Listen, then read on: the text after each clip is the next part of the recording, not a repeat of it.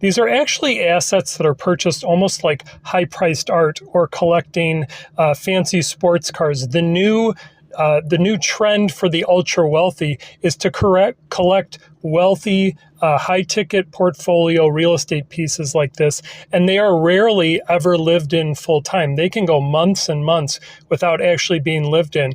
Now, why do they do this? What is the psychology behind this? And what are the real world examples of how these assets are taxed and how they're protected under wealth management strategies? So the first thing, let's talk about the tax advantages. When someone owns, let's say, a 10, 20, or $30 million home, they're allowed to divide the value of that home over 27 and a half years and write off their taxes, a depreciation amount, believe it or not. So while the property is actually appreciating and gaining value, the United States tax law allows you to write down $292,000 per $10 million of real estate assets, roughly, which means on a $30 million property, you could essentially be writing off over $1 million per year on your taxes.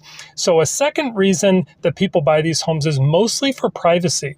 People are leaving Hollywood and downtown Miami and downtown Chicago for ultra wealthy suburbs close to I actually have a small condo, but it's very close to one of these towns called Hinsdale, Illinois, where the average transaction price is almost $2 million and homes over $5 million sometimes sell in less than 30 days.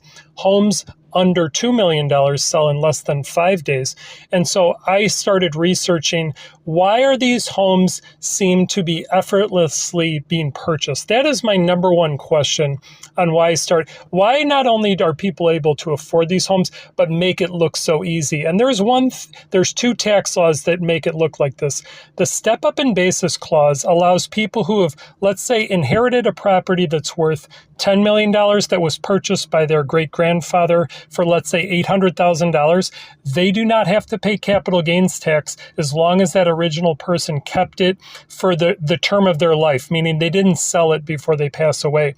Another thing is called the 1031 exchange, meaning people who own properties, and it can go for a $300,000 house, it can go for a $30 million house. As long as you buy a like-style purchase, you do not pay capital gains as long as you replace it with another home of similar or higher value. So that is how people continue to